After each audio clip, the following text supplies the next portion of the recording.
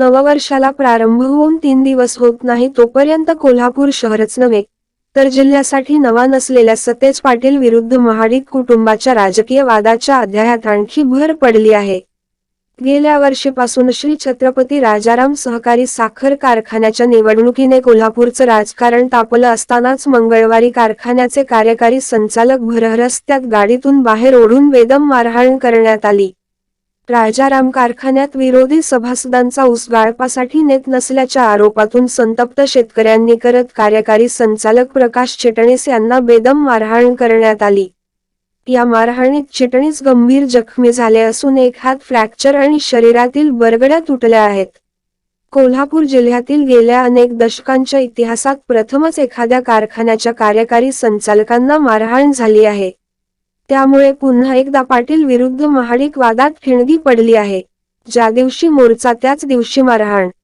राजाराम कारखान्याच्या प्रशासनाकडून चिठ्ठीवर विरोधक असा उल्लेख करून विरोधी सभासदांचा ऊस तोडला जात नसल्याचा आरोप होत आहे। त्यामुळे सतेज पाटील यांच्या नेतृत्वात प्रादेशिक साखर सहसंचालकांच्या कार्यालयावर मोर्चा काढण्यात आला।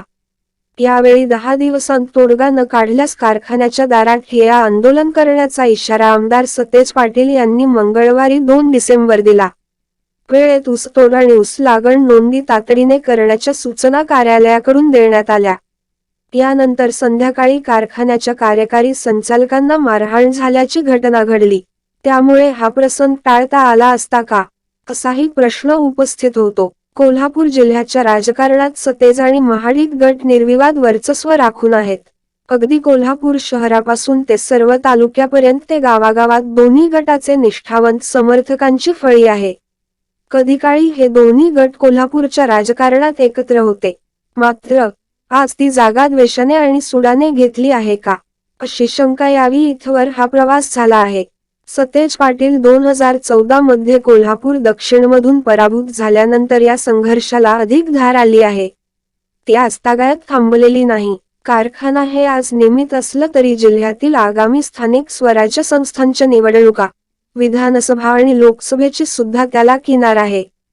या सर्व निवडणुकीमध्ये दोन्ही गट प्रबळ आणि निर्णायक राहणार आहेत यात शंका नाही। दोन्ही गटातील वादाचे मूळ राजाराम कारखान।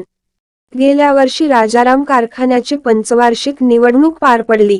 या निवडणुकीत दोन्ही गटाकडून अत्यंत ईर्षेने आणि चुरशीने प्रचार झाला। या निवडणुकीत दोन्ही गटातील वाद कोल्हापुरातील ऐतिहासिक अशा बिंदू चौकापर्यंत येऊन पोहोचला। निवडणूक प्रचारातील आव्हान-प्रत्याव्हानांच्या भाषेनंतर गेल्या वर्षी एप्रिल 14 रोजी दोन्ही गटाचे कार्यकर्ते बिंदू चौकात जमले होते। दोन्ही गटाकडून शेकडो कार्यकर्ते नेत्यांसह पोहोचल्याने परिस्थिती आव्हानात्मक झाली होती। मात्र पोलिसांनी परिस्थिती संयमाने हाताळल्याने आणि दोन्ही गटांना आमनेसामने येऊ न दिल्याने परिस्थिती नियंत्रणात राहिली। राजाराम कारखान्याच्या निवडणुकीत महाडिक गटाने बाजी मारली, मात्र पाटील गटाने घेतलेली मते सुद्धा लक्षणीय होती। सभासद पात्र अपात्र राजकारण।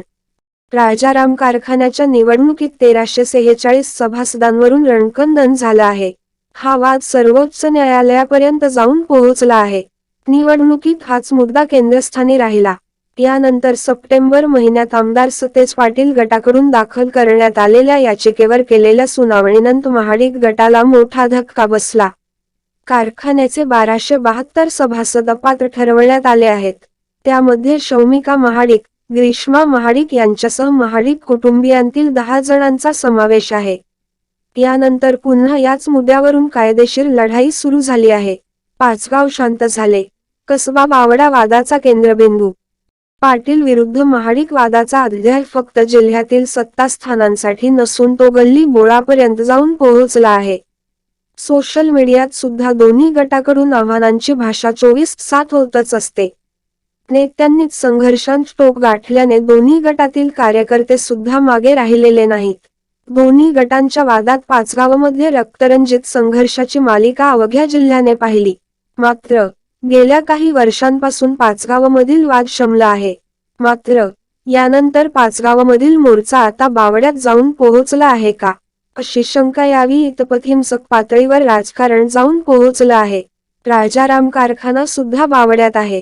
पाटील कुटुंबियांचा कसबा बावडा हा बालेकिल्ला आहे।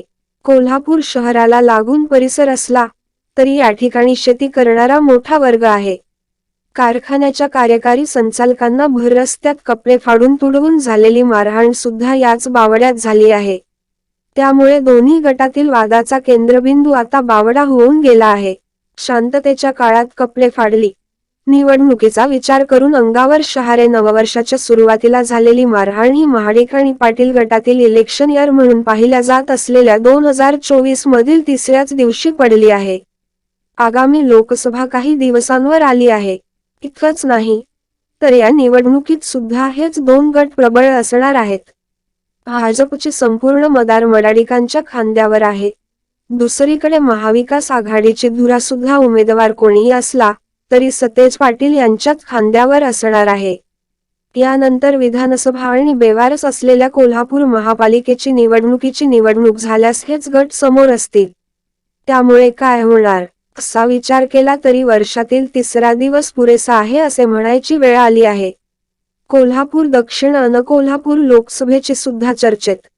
कोल्हापूर दक्षिण मतदारसंघात सध्या ऋतुराज पाटील आमदार आहेत.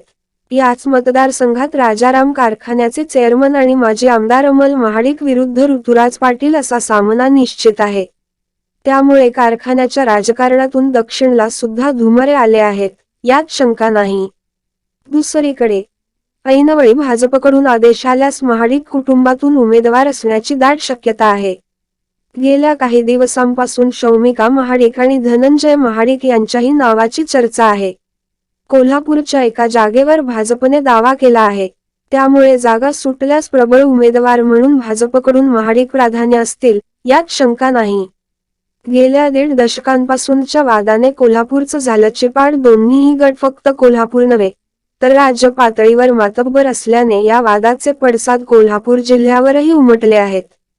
शहराच्या चिंध्या या दोन्ही गटातील राजकीय वादाने होत आल्या आहेत.